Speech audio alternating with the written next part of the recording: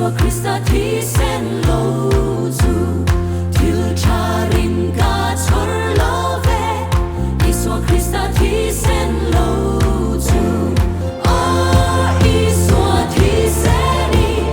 phai da in min tlenga phai na danga shelo Isua Krista thi sen lo chu